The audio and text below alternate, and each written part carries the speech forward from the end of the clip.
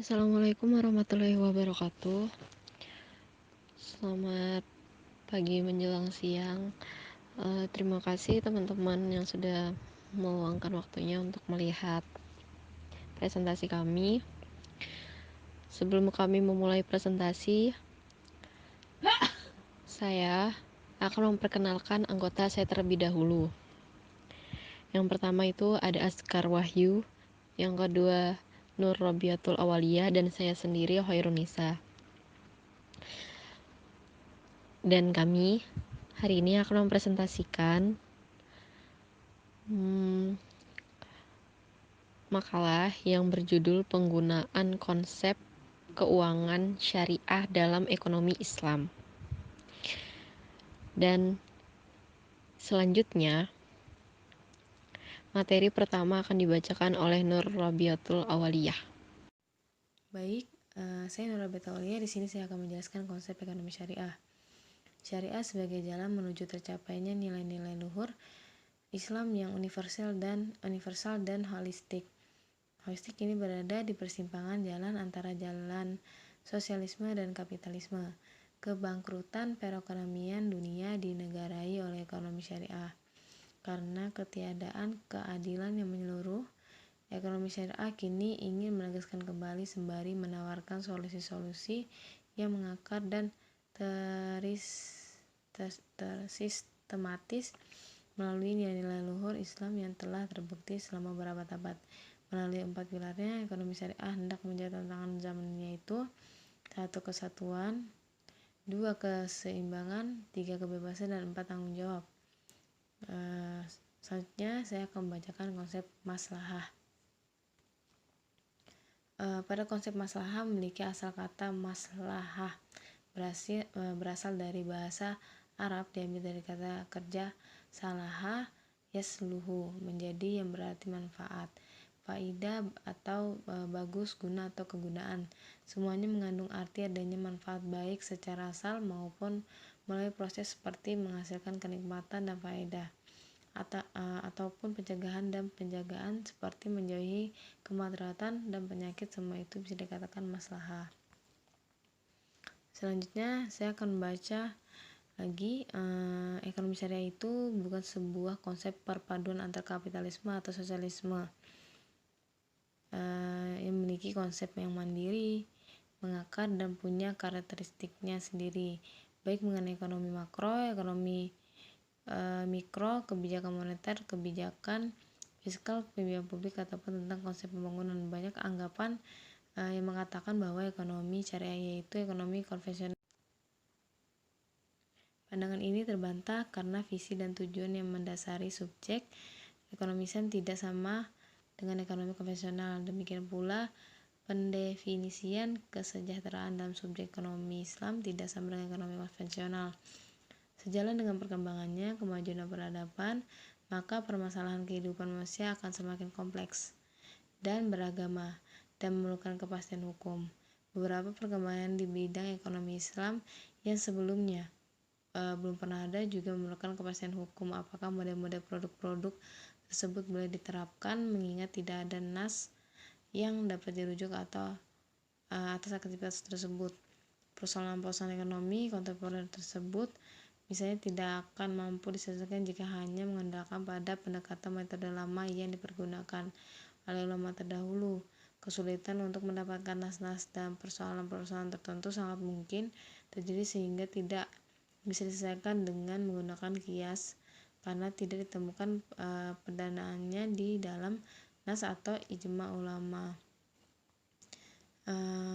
karena masanya yang sudah terlalu jauh.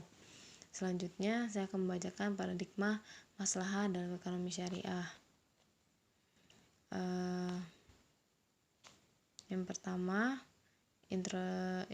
introduction, pendirian lembaga keuangan syariah bank. Yang kedua ada presentation, kolateral pada pembiayaan mudrabah. Yang ketiga analisis, intervensi harga. Pada dasar Islam memandang mekanisme pasar sebagai suatu alamiah sehingga intervensi pasar tidak diperlukan. Consolation, larangan dumping merupakan sistem penjualan barang di pasar negeri dalam jumlah banyak dan harga yang rendah dibandingkan dengan harga di dalam negeri, dengan tujuan agar dapat menguasai pasar luar negeri dan menguasai harga komoditas tertentu. Terima kasih kepada Saudari Nur Rabiatul Awaliyah, dan materi selanjutnya saya yang akan membacakannya. Yang kelima, ada kartel dan monopoli. Kartel ialah kesepakatan di antara produsen-produsen yang independen untuk mengkoordinasi keputusan, sehingga masing-masing dari anggota kartel dapat memperoleh keuntungan monopoli. Yang keenam, ada spekulasi. Fala spekulasi adalah bentuk usaha yang pada hakikatnya merupakan gejala untuk membeli sesuatu komoditi dengan harga yang murah pada suatu waktu dan menjualnya dengan harga yang mahal pada waktu yang lain. Yang ketujuh, penerapan revenue sharing pada bagi hasil perbankan syariah. Jadi, penerapan ini diperkenalkan kepada masyarakat dengan sistem bagi hasil. Yang kedelapan, kartu kredit syariah atau syariah card dalam istilah fikih muamalah dikenal dengan sebutan bitokatul i'timan. Bitokoh berarti kartu, sedangkan i'timan berarti kondisi aman dan saling percaya. Secara terminologis, syariah card sebagai suatu jenis kartu khusus yang dikeluarkan oleh pihak bank sebagai pengeluar kartu. Pembagian maslahah.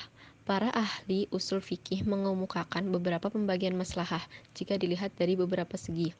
Yang pertama, yang A, dilihat dari segi kualitas dan kepentingan maslahah, itu para ahli usul fikih membaginya kepada 3 macam, yaitu yang pertama, maslahah al-daruriyah, yaitu kemaslahatan yang berhubungan dengan kebutuhan pokok manusia di dunia dan di akhirat. Kemaslahatan seperti ini ada 5, yaitu memelihara agama, jiwa, akal, keturunan, dan memelihara harta. Kelima kemaslahatan ini disebut al-masalil al-khamsah. Yang kedua, maslahah al-hajiyah, yaitu kemaslahatan yang dibutuhkan dalam menyempurnakan kemaslahatan pokok sebelumnya yang berbentuk keringanan untuk mempertahankan dan memelihara kebutuhan dasar manusia. Misalnya dalam muamalah dibolehkan melakukan jual beli pesanan. Yang ketiga, maslahah al-tahsiniyah, yaitu kemaslahatan yang sifatnya pelengkap berupa keleluasaan yang dapat melengkapi kemaslahatan sebelumnya. Misalnya, dianjurkan memakan makanan yang bergizi dan berpakaian yang bagus-bagus. B. Dilihat dari berubah atau tidaknya maslahah. Menurut Muhammad Mustafa Al-Shalabi, guru besar usul fikih di Universitas Al-Azhar, Mesir, ada 2 bentuk, yaitu yang pertama, maslahah al-sabitah, yaitu kemaslahatan yang bersifat tetap, tidak berubah sampai akhir zaman, misalnya berbagai kewajiban ibadah. Yang kedua, maslahah al-mutaghariyah, yaitu kemaslahatan yang berubah-ubah sesuai dengan perubahan tempat, waktu, dan subjek hukum. Kemaslahatan seperti ini berkaitan dengan permasalahan muamalah dan adat kebiasaan, seperti dalam masalah makanan yang berbeda-beda antara satu daerah dengan daerah lainnya. Yang C, dari segi keberadaan maslahah menurut syara'. Yang pertama, maslahah al-mu'tabaroh, yaitu kemaslahatan yang didukung oleh syara'. Maksudnya ada dalil khusus yang menjadi dasar bentuk dan jenis kemaslahatan tersebut. Yang kedua, maslahah al-mughoh, yaitu kemaslahatan yang ditolak syara' karena bertentangan dengan ketentuan syara'. Yang ketiga, maslahah mursalah, yaitu kemaslahatan yang keberadaannya tidak didukung syara' dan tidak pula dibatalkan atau ditolak syara' melalui dalil-dalil yang rinci. Yang D, dari segi kandungan maslahah. Yang pertama, maslahah al-ammah, yaitu kemaslahatan umum yang menyangkut kepentingan orang banyak. Kemaslahatan umum ini tidak berarti untuk semua kepentingan orang, tetapi bisa berbentuk kepentingan mayoritas umat atau kelompok. Yang kedua, maslahah al-khasah, yaitu kemaslahatan pribadi seperti kemaslahatan yang berkaitan dengan pemutusan hubungan perkawinan seseorang yang dinyatakan hilang atau maqfud.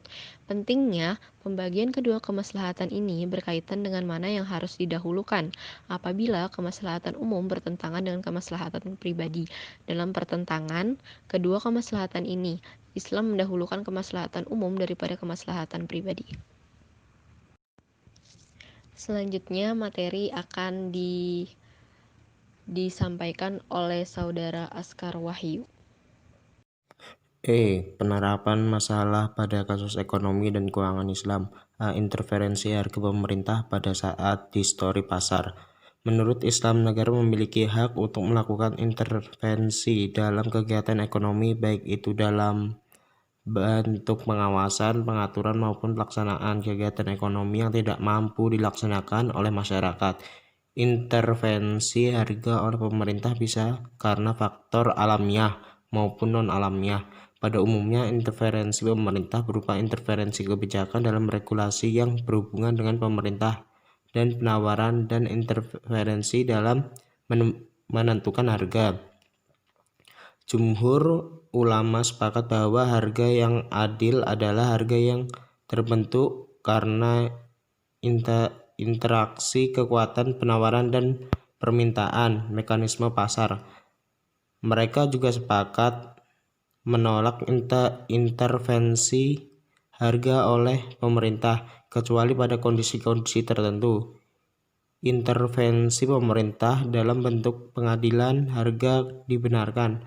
Interferensi harga Islam bertujuan untuk mengembalikan harga yang terbentuk akibat terjadi distorsi pada harga pasar, atau harga yang adil, sebagaimana diriwayatkan oleh Imam Muslim dari Rasulullah.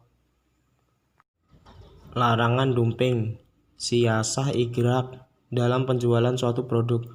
Menurut Kamus Besar Bahasa Indonesia, dumping adalah sistem penjualan barang di pasaran luar negeri dengan jumlah banyak dan harga yang murah sekali, dengan tujuan agar harga pembelian di dalam negeri tidak diturunkan sehingga akhirnya dapat menguasai pasaran luar negeri dan dapat menguasai harga kembali. Larangan spekulasi falas karena maslahah ammah.